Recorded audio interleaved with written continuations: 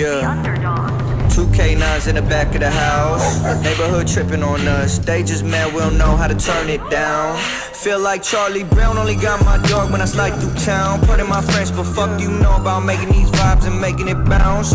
All my dogs official, blow the whistle like they waiting on me. They stay hating on me. They try playing all these old games like it's Sega, homie. Cast the vote like casting stones. I hope my people never changing on me. And if I burn it down, they just know I'ma go piss in your return. grave for the time that you spoke on my name. Never cared for the money and fame. Who'd have thought that I'd be in this game? Climbing up the social ladder, it's all for the greedy, the fake and the needy. Danny V is a deity, it's something I see in me. Motherfuck the public view, look in the mirror and write down your truth. I can tell that the media gassing you up in the story, this image of you. Turn on the camera and capture my life. All you gon' see is the dogs in the night. All you gon' see is the jaw when it bite. Give me 10 minutes, don't need much to write. Underdog versus the world. Underdog versus the world. Underdog versus the world. Back to the 831podcast. This is your host, Erik. Welcome back to the podcast, guys. This is your co-host, Charlie Rocha, and today we got a special guest. So go ahead and introduce yourself, man, your name, age, where you grew up, and what you're currently doing or pursuing. I'm Danny V from Watsonville, California, and I'm currently 27 years old. I'll be making rap, R&B, and a mix of pop music. Yeah. Okay, all right. So tell us, man, how did it all start? So pretty much I kind of always tell this story, you know, often. I guess if we really take it back to the beginning and the roots of everything, I would say this all started back when I was, I would say, maybe like a sophomore in high school. Okay. At the time, I was just always interested in making music, and I genuinely felt like I always wanted to learn how to play the piano, you know, but my parents never really had the finances to, you know, get me to go to school or something like that. So I kind of had to like take it upon myself to learn how to play the piano. So I pretty much just started watching like YouTube videos, and from the YouTube videos, I mean, at the time I didn't even have like a keyboard, so I was just watching these music videos or these tutorials, and eventually I got a keyboard for for Christmas at the time, and I kind of just took it upon myself to learn how to play the keys a little bit, play just the basics of everything. Right. Because I feel like the foundation of music really just comes from, you know, like how he was saying, is the keys. You got to learn how to come up with chord progressions, and you got to know, you know, whether it's an A minor, a C sharp, or B major, you know, just like the basics of everything. So once I kind of built my foundation on that, I was like, all right, I kind of understand how to put a basic melody together. By the time I was a junior, I wanted to learn how to make beats because I kind of had that foundation down. So they gave us these things called Google Chromebooks at the time. I'm pretty sure every school in the Pajaro Unified School District in Watsonville, or any middle school or high school, they got these Chromebooks, which were like mini laptops at the time. Right. They were generally used for like school purposes, to write papers, to do your homework, whatever it may be. But we were in class one day, and my homie Big Ryan, he was just like, yo, he's like, I just downloaded this beat making software on the school computer. So I was just like, damn. I was like, say less. So pretty much I downloaded the beat making software on the school computers, and I just started making beats in class. You know, I was just sitting in the back of the class, messing around, kind of just putting these sounds together. You know, at the time, Experimenting, huh? These softwares come with like built-in sounds. So like a producer would call it like a loop, which is generally like a melody that already kind of comes pre-rendered for you. Oh, okay. So that at that point, all you kind of have to do is put like drums on it. But to me at the time, it seemed like kind of harder to make a beat. I don't know why. I feel like nowadays it's kind of easier to make a beat just because everything's kind of given to you. But I just kind of had to learn the basic concepts of like beats per minute, like tempo and swing and just stuff like that. So at this time I was really just developing, you know, the whole skill of how to put together a melody, how to put the drums on it, how to make sure the drums are on beat. And it's just shortly after I got to college, and I kind of had this whole foundation down. I knew how to make a beat. I kind of knew how to engineer vocals. So I started recording songs for other artists in the area. When I went to the San Jose State, I was living in San Jose. Started engineering vocals for other artists.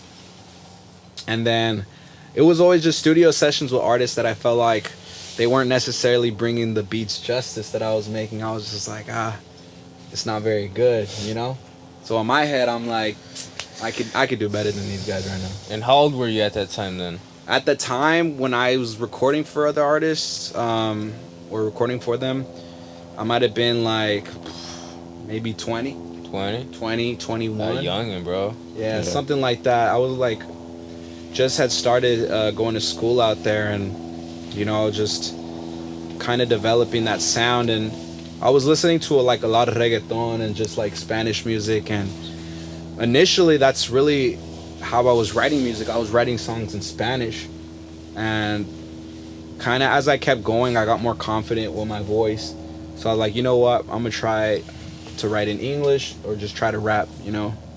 I never really wanted to be like a local artist that like tried, I don't know, like I always kind of thought it was kind of corny, and so at first I was like, I don't know, like if this is really for me. But it's always the mindset, huh? Yeah, like it just kind of like you see people kind of get capped on for it. Yeah. But they get capped on for it because it's not good. Yeah. You know what I'm saying? Yeah, So right. kind of when I got to a point where I was like, wait, actually this sounds good.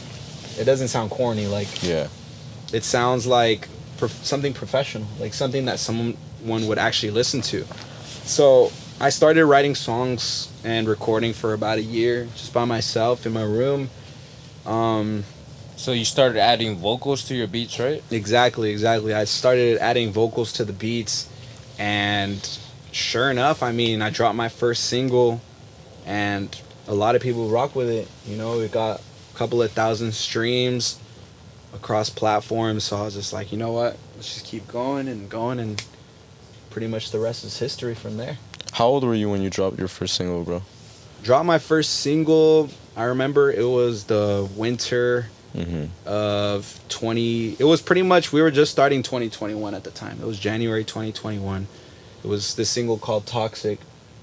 And 2021, I might have been, let's see, I was probably like 23 at the time. 23. Yeah, okay. So in between 21, or between 22 and 23, I was kind of developing. And then 21 to 22, I was recording for other artists and stuff. Right. So I feel like the most developing stages were between like when I was 21 and like 23, which was anywhere between probably like 2022 and 21, something like that. I was born in 97, so just right around that time. Was there someone along the way that inspired you to make music? Or to start adding vocals, or was it mainly just yourself and self-confidence, bro? I be listening to a lot of artists generally, but I think ultimately what inspired me or what pushed me to do it was just the fact that there wasn't any artist that I felt like that I was working with. And that's no disrespect to them, but it was just like I just felt like they weren't bringing what I had envisioned in my head. Yeah. As a producer, and he knows, is like when you're making beats as a producer, you're kind of already putting like melodies to your head. Yeah. You're structuring the beat to how you want it. You're like, I want the hook right here, I want the verse right here, I want the bridge here, and I want the outro here. So it's like you're pretty much not only composing the song, but you're also imagining how the artist is gonna approach it. Yeah. So it's like, imagine putting the song together in your head and then having another artist kind of not necessarily do what you thought in your head justice, but you already have it in your head. So it's like you put it together, and because of that, I think that inspired me. When I started making beats, I wasn't like, I want to be an artist. It was more like everything just kind of happened and unraveled, on its own. Yeah. And because of that, just all those experiences through the years is what really inspired me. It wasn't like, I wouldn't say an artist or a song, you know. I could say like what inspired me to make beats, you know. It was producers like Hit Boy, who produced for Kanye, or producers like Alchemist, who make like a lot of boom bap kind of beats and produce for like a lot of the hip hop community. I could really like stem that from like making beats. Like those guys were people that I looked up to. Even Kanye, you know, when he was chopping up samples, that was a lot of what my sound was inspired by. But kind of when it came to being an artist, I can't really necessarily say like there was an artist that inspired me, but more so the experiences is what inspired me. Right. So how would you describe the music you create, bro?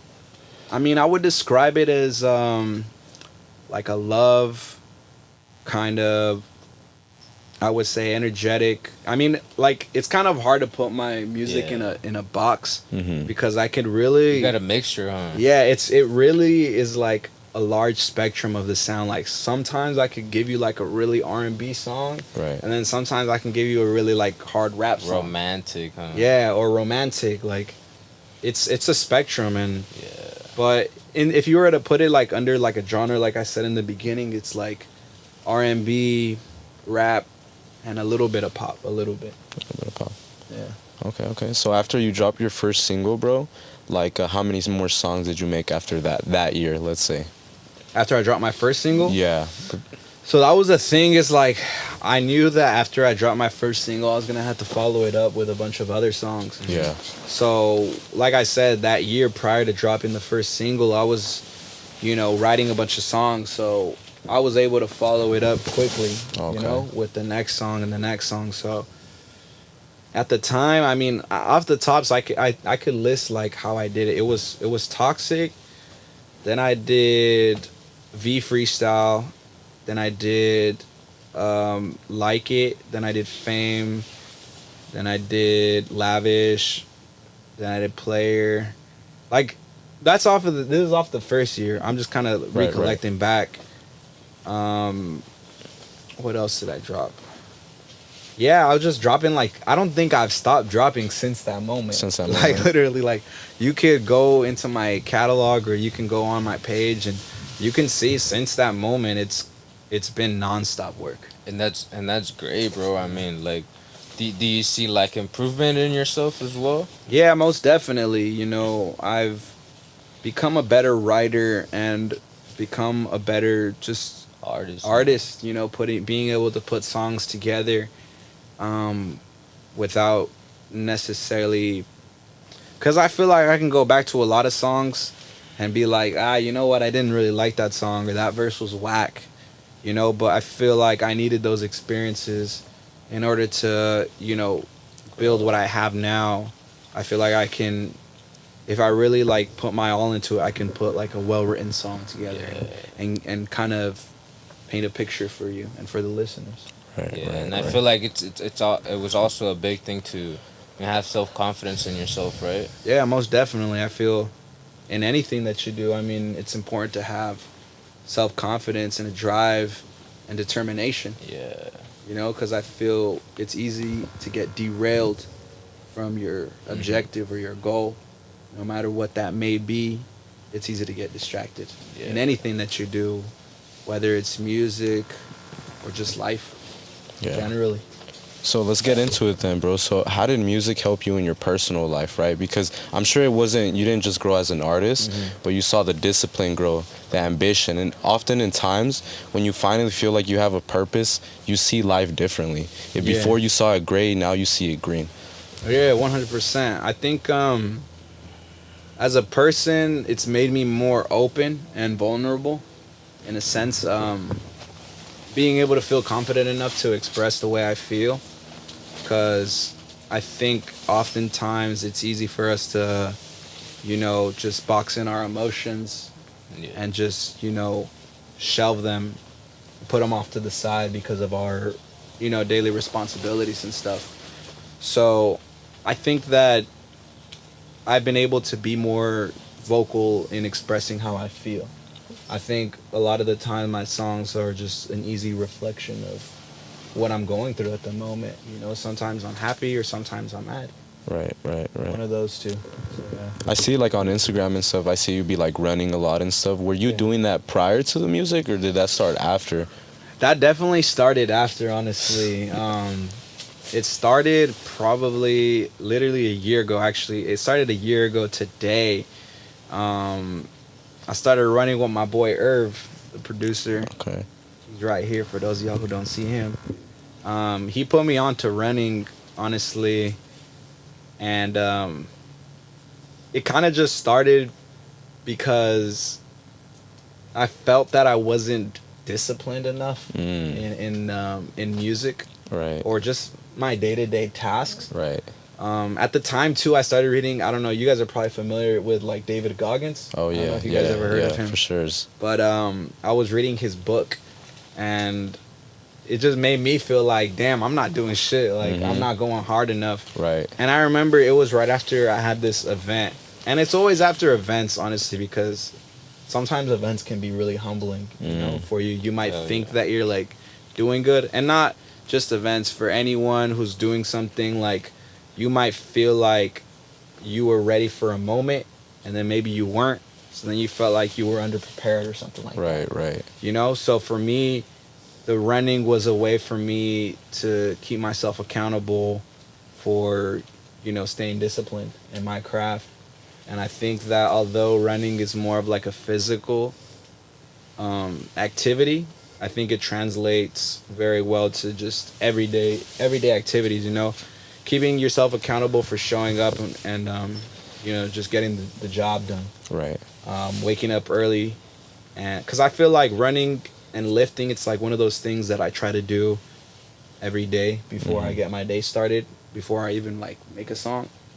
It's just helps you get your mind right, you know, and kind of just gives you the confidence to get everything else done in the day. I don't know how active you guys are, like. Helps you lock in, right? Yeah. Yeah, it just it sets your day right, you know. Yeah. Just waking up early, you know, making sure you get your things, you know, straightened up and all ready to go for the day. 100%. So, you're from Watsonville, right? How do you feel representing Watsonville, bro? Like, you know, knowing that you're an artist from Watsonville, bro. Like, how do you? Yeah. I mean, honestly, it feels good to be able to represent my hometown, you know? 831. Yeah, like he was saying, I mean, he was asking me earlier, like, how does it feel to put, like, the city on? To me, it just feels like there's already so much happening in Watsonville. I mean, I think it's already made its own name for itself. Yeah. You know, being one of the #1 agricultural suppliers For sure. in the United States. It's already rich in culture. So to be able to add on to that and everyone else that's done something in the city, it's I'm honored, you know? And I feel like I'm always repping the town. Like even right now, you know, like the whole East Lake. That's like, that's the whole neighborhood that I grew up on, and the street, and the block or whatever. Yeah. So I'm always representing it to show people that it's possible to do bigger things and greater things, that people might, you know, put a cap on you, or they might set these limitations or these like more like imaginatory like limitations, if that's even a word. Yeah. But like I think oftentimes we see you know, like all these artists kind of come and go, but I think it's important for me to stay consistent and keep growing, to kind of just be the trailblazer for everyone else. Oh yeah, man. For everyone else that wants to do bigger. Do you see that Watsonville, your town, your hometown, is supporting you, like, in your artist industry? Yeah, most definitely. I feel like I definitely see a lot of hometown love, you know. A lot of people just reaching out and looking for ways to help me, you know. I recently did this thing where I wanted to create 45 days of content, and I just posted it on the internet. Like, I'm looking for any creatives that are willing to work, you know, anyone from the Watsonville area. And as soon as I put it out, you know, I had all these people reaching out to me, not only from Watsonville, but just all over the 831, or even some people in the valley reaching out to say, you know, I see what you're doing and I love it and I want to be a part of it. So I think seeing the community, you know, see me do my thing is just like, this is the cherry on top, you know, because they're willing to, you know, put whatever they're doing on the side to help further my cause. Right. You know? Right. Well, what is your creative process like, bro, when like you're making a song? I would say, I mean, it's pretty simple creative process, you know, like we put a beat together, Right. whether it's already made or we have to put it together. And then I kind of just come up with melodies and on the spot. And then oftentimes I just fill in the words. Depending on how I feel, the words kind of just roll off as I'm, you know, coming up with the melody on the spot. But that's generally the process. Find the beat, come up with some sort of catchy melody, fill in the words, and then after that, we kind of just do little refinements, and we got a song. Right, right. It's a pretty simple system, and I think because of that, I've been able to make as many songs and stay consistent as I have. Right. Yeah. Because of just this, I wouldn't say it's a formula, but it's just a process that I've gotten used to. Right. And then on average, how long does it usually take you, you know, to finish the song? I would say on average, it would take me like about a day to finish a song, to, you know, write the whole thing and do the little refinements. But generally, once I finish the song, I take it to the studio, and then I have my engineer refine it even more. And there we kind of just, you know, see what works and see what doesn't. Okay. So it's like trial and error, right? Trying to see what works, what doesn't. Yeah, 100%. Like, it's, you know, like I was saying earlier, I feel some songs could be really fast and easy, and then other songs are going to take you a couple of days, and you might need outside opinions to, you know, reassure you that maybe you're going the right way or maybe you're not. I see. Yeah. Okay. Oh yeah, bro. Can you go ahead and tell us some of your challenges or just turbulences you've had throughout your journey, bro? Like, you know, we all go through challenges. You know, we all have our struggles. But what has been a few of your struggles throughout your journey? I would say, I mean, a lot of artists can, you know, they could really relate just to the challenge of feeling sometimes like just for the financial burden of just keeping what you're doing alive. Yeah. You know, it's a rewarding, I guess you could consider it a career. Mm-hmm. But at the same time as it's rewarding, it's also just sometimes not very profitable. You know, a lot of the times you're going to be investing more money than you're going to get between just going and doing a show, let alone, you know, you're spending gas money, you're spending money on food. You got to spend money on the studio, the equipment, the team, the videographers, the engineers. Think about it. You're spending all that money on that. And then sometimes you just have to rely on the money off of like streams of the shows. That is if you get paid for a show. Or like merch. And that is if you make merch. Right. You know? So it's on the artist to have to hustle it. So as you're hustling your art, you have to make the art. So it's like, it's not only just the creative aspect, but you have to be a business person or an entrepreneur in order to make this profitable and be able to stay afloat and compete with the other people in the industry who actually have the money and the people and the team and the resources to get it done. Yeah. So you mentioned your show, right, bro? Talk to us, man. Bring us back. What was the first show that you ever did? The first show, I'll never forget. My homie, Diz, he had hit me up because he was doing these events at a UFC gym. And it was right around COVID. So keep in mind, I was releasing my songs around that time. So I was looking for any opportunity to just, I didn't care where it was, just to perform in front of people and, you know, move past that fear. Right. Because I feel like when you're starting, and even when you get further into your career, you're gonna have those moments where you have the jitters before a performance. So better to get it out now than when you're like 2-3 years into your career and you haven't done a single show. Right. And now you're bigger, so you're performing in front of way more people. Yeah. So in a sense, there's more at stake. Yeah. So he hit me up to do some shows at a UFC gym, and they weren't necessarily shows. They were more like he was just DJing, playing music, and we did like maybe like 3 to 4 songs. Oh, okay. At the time, the gym was still set up outside because, you know, during COVID, they took all the stuff outside. It was out in Sunnyvale, California, and I think I had like a couple of songs out at the time. I might have had like literally three songs out, and it was just a super daunting experience because you got all these people working out, and then you're over here trying to like perform and you're trying to share your art. So it's just like, it's not the ideal place to perform at. Right. You know, It's not. they're like probably like who the fuck is this guy? You know what I'm saying? Right. Like, I'm just trying to work out. But to me, it meant more to that. You know, like I was able to share and, like I said, just get those jitters out of the way. And I did about 3 of those. And then after that, I moved on to a brewery in my hometown. And then I did this like bar/venue in Santa Cruz. And just kind of just really slowly worked my way up to venues, you know? Right. But I think from time to time, it's important to do, you know, those smaller events, even though the payout isn't the same. Mm-hmm.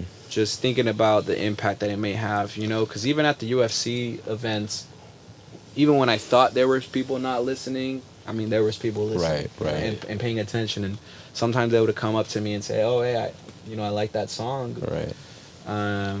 And just have a conversation. And then from that point on, it's like it's a lifelong listener. Right. If it's like a genuine interaction, honestly, there's still people that are in my DMs just showing support to this day that I remembered me from that one experience at the UFC gym. Yeah. You know, and that was when I had a couple hundred, like maybe 500 followers. Yeah. And now I'm 13,000 in, and they're still rocking with me since that very point. Yeah. So you never know how that one small show might have an impact on someone. So that's why I think those moments were very memorable for me, just getting started. So how does it work, man? So like those events, you know, do they hit you up or do you hit them up? How does that go about? I mean, lately it's kind of, I'm mainly just wait on the people to hit me up because I'm able to negotiate more what I want and my prices. But sometimes if it's an event that I'm trying to set up, you know, on short notice, I'll hit up the venue and I'll see if they can let me use the space. I've actually never paid for a placement on a show. Yeah. 'Cause I know a lot of times bigger artists, what they do is they hit up upcoming artists and you have to pay for a slot. Oh, okay. Sometimes it's like 300, 500, depending on where you get put on, you know, the openers list. Right. Or depending on how long you're going to perform for. Mm-hmm. So generally, I wait for people to message me. I'm never, like, especially now, I'm not in any rush to do any shows. Just because I think it's definitely a big commitment, you know. When it comes to a show, you have to rehearse, you have to let people know that, you know, who's coming, and you have to promote it properly. Yeah. Because if not, then the turnout isn't going to be so good. And I think ultimately that reflects on you. Because at the end of the day, people are always watching. Yeah. You know, people always got something to say, something to comment on. And as an artist, obviously, you want to make sure, you know, the branding is on point. You want to make sure your shows look popping. If your shows look popping, then people want to come to the next one, and so on and so forth. So you pretty much just wait so you can try to get as many benefits out of it, right? Exactly. Just because they can promote it for you, and then they can advertise it for you. Yeah, exactly. I think it's a win for you, right? It's more of a win for you if you just wait on it, and you know, you kind of, like I said, you can just make better negotiations. Right. I think when you chase it, it's like you're kind of just, it's like you're showing your hand. It's like, okay, you're telling me that you can't get a show, so you have to reach out. Yeah. Oh yeah. But I don't know. It depends, you know, like what the purpose is. I feel like if you're up and comer, I wouldn't say necessarily you have to do a show, but it's kind of just one of those things that it's a skill in itself. Yeah. You could be a really good recording artist, but you could be a really bad performer. And you can be a really good performer, but a really bad recording artist. Right. You know, so it's a skill in itself. I see. What has been like your funnest show you ever done, man? If that one comes to mind. Funnest show, I would say there's two that come to mind. One of them was in San Francisco. I was opening up for this band called Vortex. It was a sold out show. It was just packed out. And Were you the only one performing? Or no, were there it other was performers? so I was an opener for this other band. Okay. And I was nervous a little bit before going into the show because obviously they're a band and they Right. make kind of alternative music, and I was more of a hip hop artist. But it was cool because it tested me more as, like I said, a live performer, but a musician also. Right. Because I had to figure out a way to infuse my music, but also figure out how it could work with their audience. Oh, I see. So it's almost like, it's very, You had to set the tone. yeah, Huh? it's very Set like the vibe. much like psychology. You Right, know? right. You have to have confidence when you Yeah. get on stage because the people are gonna feel it too. Hell If yeah. they feel like you're shy, they're gonna, they're gonna feel that. You're gonna Right, feel right. like Yeah, something's yeah. off. You know. Something's off. So it was, it was definitely like a challenging show, but I think I made it my show, and I really, controlled the crowd very well, and they responded very well to my music as well. And because of that show, I have this next opportunity, to do the Right. Santa Clara one that's coming up. But aside from that one that was my own show would probably be, I had a show in Salinas at this club called 201. Okay. And that show was just really cool. A lot of people pulled up to that one, and it was just, 201 invited you?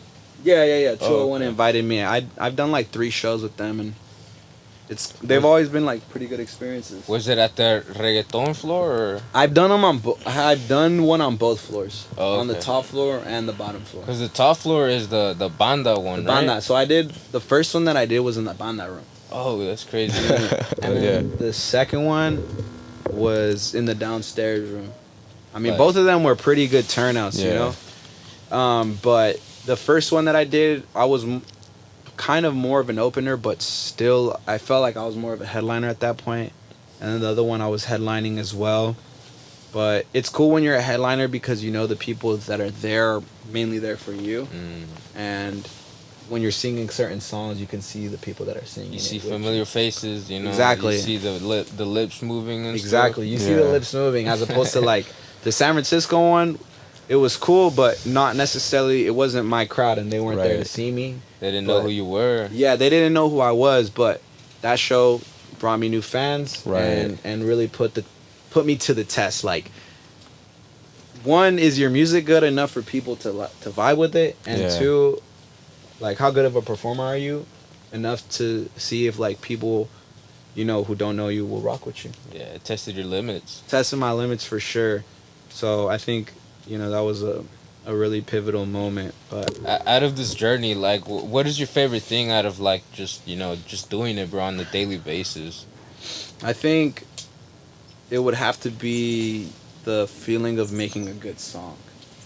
Obviously, the love that you get from it is always rewarding too. Yeah, but I think oftentimes that feeling, it can get like oversaturated, or you might feel like, I don't know, like, Kind of a lust, or I think so. It's almost like an addiction, feeling like you need to please people in order to get that validation. Right.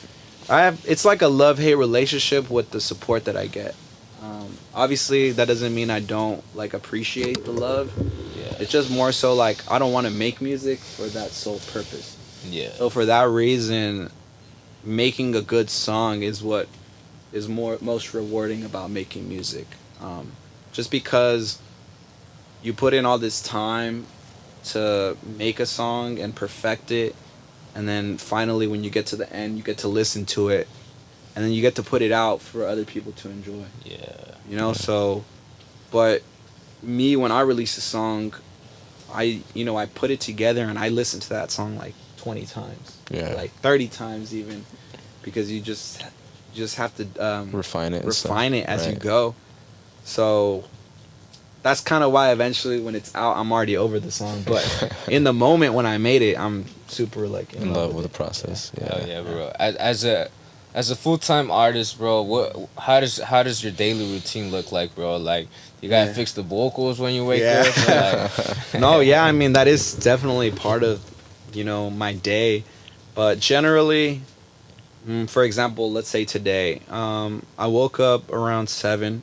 I try to make it, a habit to wake up. Sometimes I wake up at 5. Sometimes I wake up at 6. Latest, I never really want to wake up later than like 8 or 9. But today I woke up at 7.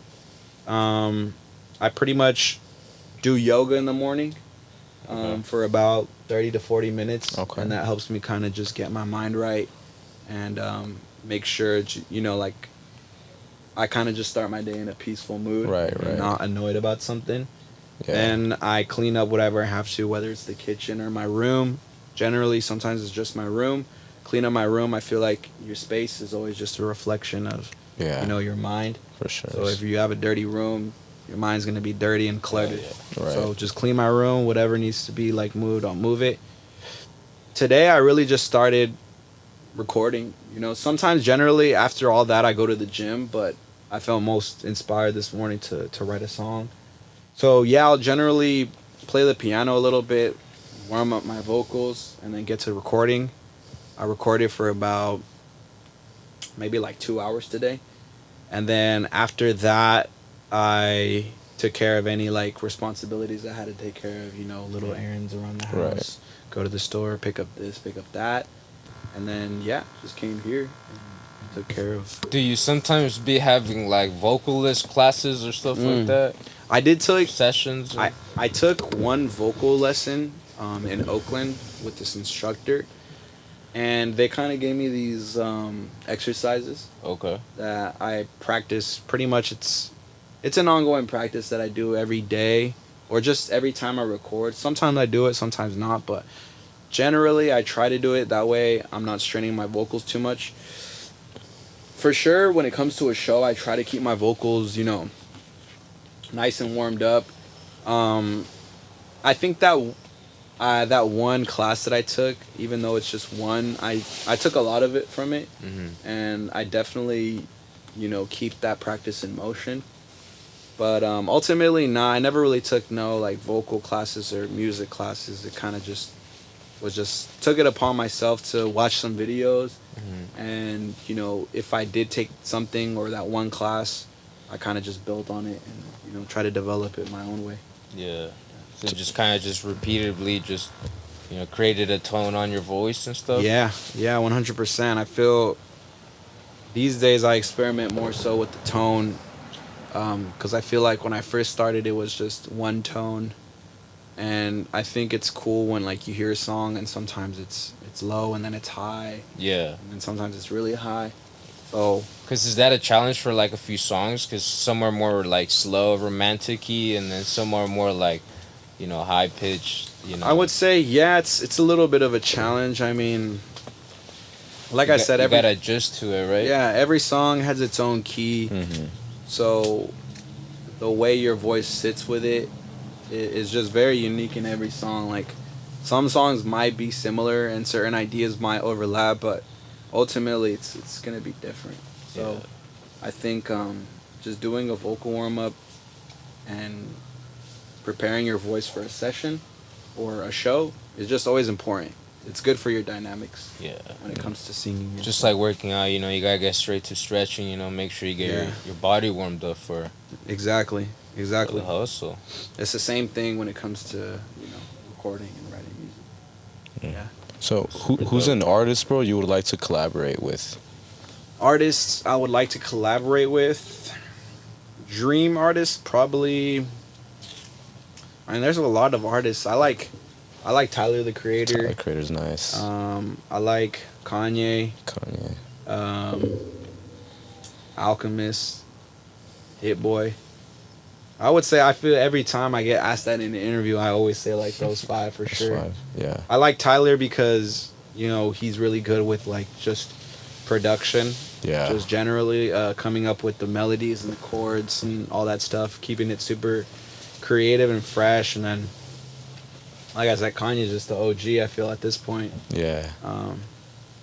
You know, his personal, like, interest aside, just musically, he's just a genius in general. So probably Kanye. Kanye, yeah. Yeah. That's your top one. It's gotta be. I feel just his journey seems more relatable to me. Okay. Being a producer, you know, feeling like a lot of people are, you know, doubting you, feeling like you got something to prove, and then, you know, just kind of growing with that art. And it was cool because I feel like around the time he was making The College Dropout, he was like 25, I think, when it dropped, 26. Yeah. So he was just another one of those artists that it's like everyone thought he just made beats, and then eventually he became the artist, and it's just like it kind of just kept growing from there. Yeah. So that's kind of how I want to be able to, like, not necessarily copy, but, you know, use that kind of same path as like as sort of an inspiration. Right. Okay. You know, and do it my own way, you know, and help kind of just build my own community. I feel like he's definitely always, you know, Being repping. different is always something good, you know. Yeah, 100%. I think getting inspiration from the people that you look up to, and then doing a little bit of a spin-off and making it your own, and putting your own personality on it. Right. Oh yeah. Important. Out of being you, Danny B, bro, like, what do you think makes you being, like, what do you think being you is different and stands out from everybody else, bro? What makes me different is my ability to be multifaceted in this career, being able to manage multiple aspects of the musical experience, I suppose. I mean, there's a lot of artists that know how to do a lot of things, but so I guess in a sense it doesn't necessarily make me different, but in a large scope of things, I've always took it upon myself to be knowledgeable in that aspect of making music, of writing songs, photography, videography, marketing, promotion. I think the ability of me to swiftly move around these different, let's say, fields has made me a versatile artist, and I would say has brought me the success that I have now, because I have the dedication and the patience to learn these different things. And as a result, when I'm working on these things, I'm able to, you know, kind of have an idea about my direction with it. Right. So if it's like a video and I'm working with a director or a videographer, whatever you might want to call it, I'm able to, you know, translate my thoughts. Like, I don't like that cut. I think we could try this angle. I think we can reduce the contrast or the saturation on this shot. I think we can lower down the blacks or the whites and the color. Like, I know when I see something, I can translate it in a technical terms. Right. And when it comes to photography, same thing. I mean, it kind of translates the same. When it comes to engineering, I can tell the engineer, let's change up the EQ, let's reduce the reverb, let's compress this a little bit, let's add a phaser. I mean, generally, these are basic concepts to anyone that makes music. But to someone that strictly makes videos, they won't be able to understand that maybe. Or if we're talking about marketing, I'm like, okay, let's register our songs on ASCAP. Let's, you know, run some ads on this. Let's do this. Let's do that. I'm able to, like I said, swiftly move through these fields and know what I'm talking about. And then on top of that, I know how to make my own beats. I know how to record the vocals and make sure they're all leveled and all that.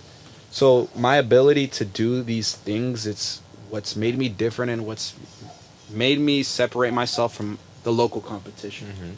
Because the local competition is, I mean, everyone, as an artist, obviously you have to wear a lot of hats normally, but sometimes it's just maybe, let's say, the marketing or the music, or, you know, but I really take it upon myself to grow in all of these aspects. Right. And even now, just like clothing, you know, like I didn't know too much about it. I had to set up my own website. I had to figure out how the funds were getting transferred, make the different accounts Yeah. through PayPal or, Stripe, using Big Cartel, looking at the analytics. Yeah, it's just being multifaceted has been made me like a strong player that I am now.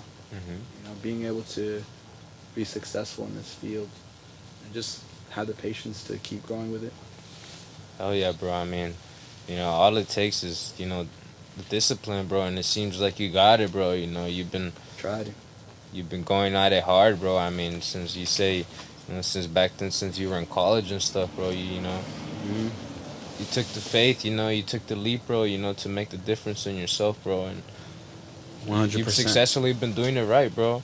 Thank you. So from here in 6 months, bro, what are some goals you got for yourself, bro?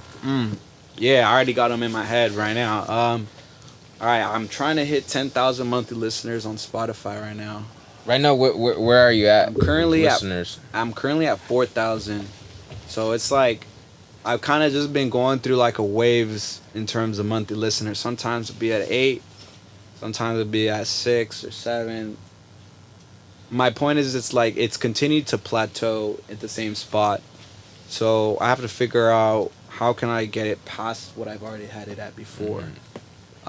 So it's kind of just on me at this point to make sure that my content is getting translated into streams, because I know my content is getting viewed and it's getting played and it's getting shared, but now it's like, how do we translate it for people to listen to the songs now, And there's certain songs that, obviously are performing way better than others, and certain songs that I have in my catalog where I'm like, I feel like this song could be performing better. So that's for sure one of my goals. And then I would say my next goal would probably be to just continue to develop my skills on the piano.